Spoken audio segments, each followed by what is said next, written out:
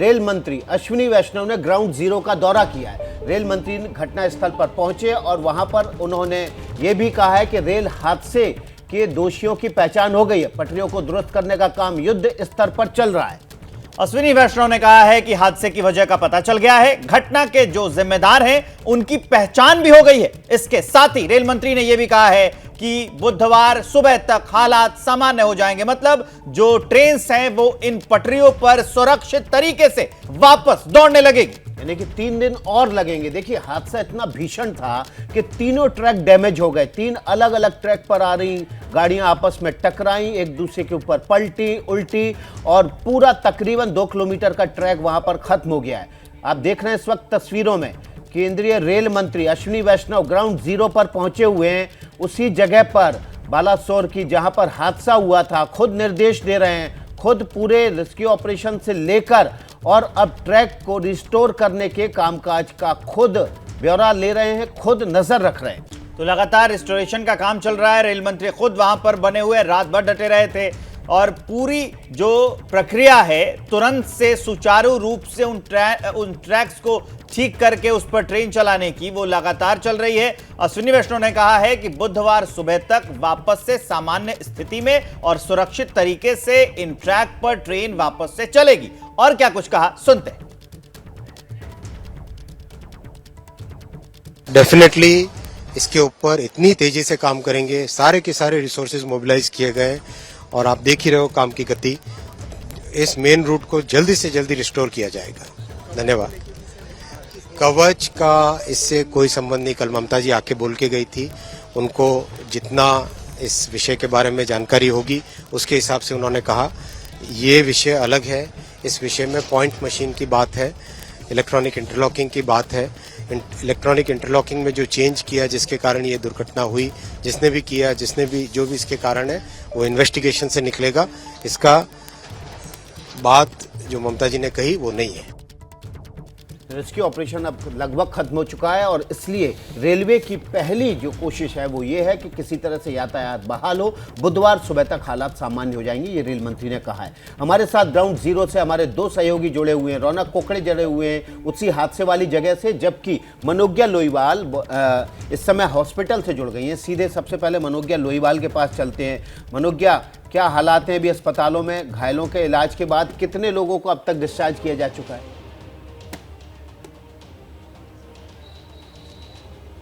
देखिए विकास, मैं आपको एक लेटेस्ट अपडेट ये है कि अभी तक कम से कम 100 से ज्यादा शव ऐसे हैं जिनके लिए अभी तक लोग क्लेम करने नहीं आए हैं। इसलिए उन्हें सुरक्षित रखने के लिए नूशी से यानी कि बालासर से भुवनेश्वर एम्स शिफ्ट कर दिया गया है।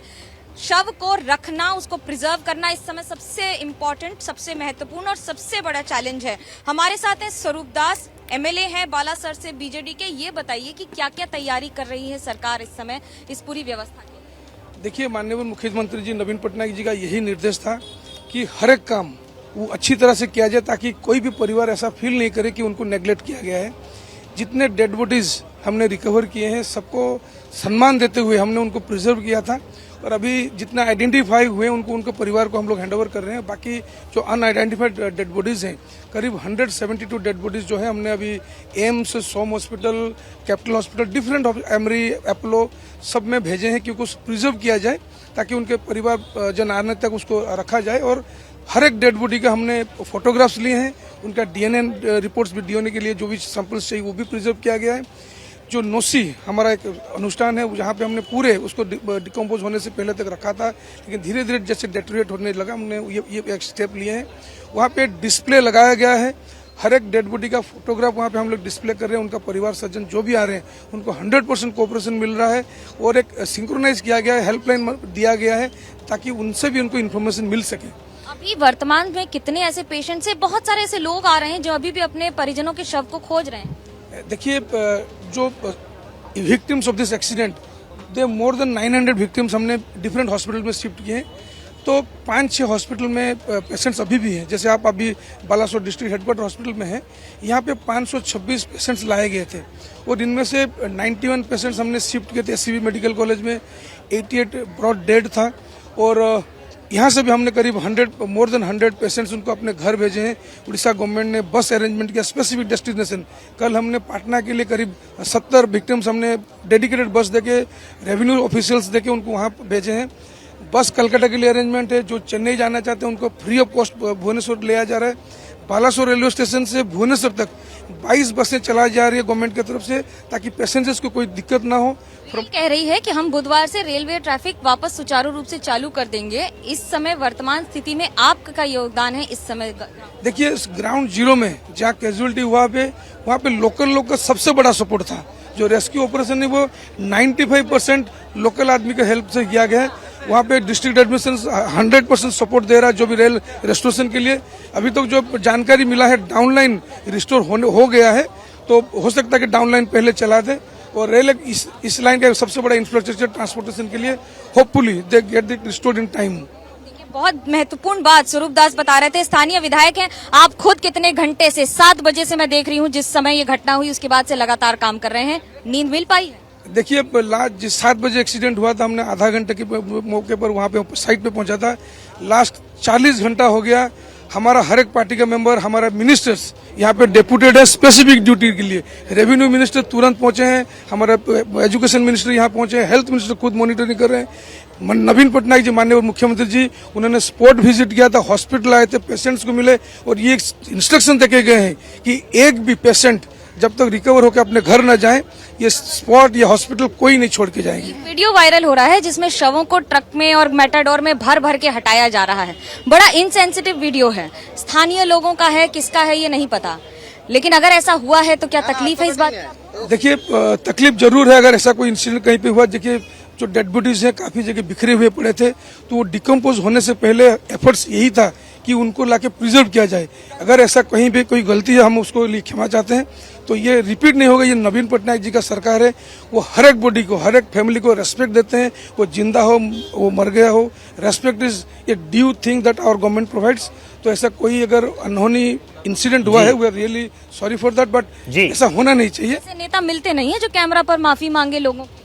देखिए, जनता का सेवक हम लोग हैं। जो भी गलतियां करते हैं हम लोग, अगर उसको रिवाइव नहीं करें, उसको हम लोग ठीक नहीं करेंगे, तो आगे पब्लिक का क्या सेंटीमेंट है, पब्लिक का व्यू है, वो भी जानना हमारा जरूरी है। जो भी भूल हुआ है उसको हम क्षमा, उसको तो बड़ी बात देखिए विकास, ये बहुत बड़ी बात है। एक तो माफी मांगना और दूसरा लगातार जमीन स्तर पर प्रयास करते रहना कि जितने लोग हैं उनको कम से कम अपने परिजनों के शव मिल जाएं। सर्जरी में इस समय कई पेशेंट्स के इलाज हो रहे हैं और उसके साथ इन इलाज के ये भी ध्यान में रखा जा रहा है कि अगर कोई भी जरूरत हो, दवाई हो, खाना हो, पानी हो, ORS हो। कल तापमान 40 डिग्री सेल्सियस के आसपास था, लेकिन अगर हम इंटरनेट की माने तो उसमें लिखा आ रहा था feels like 51 degree Celsius.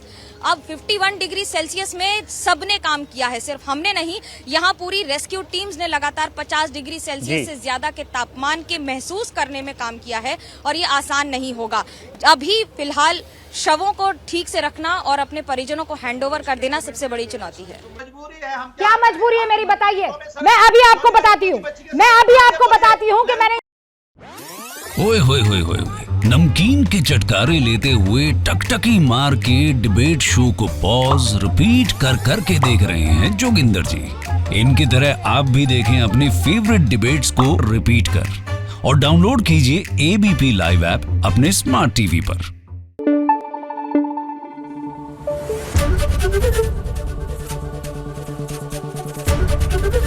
ABP news आपको रखे आगे।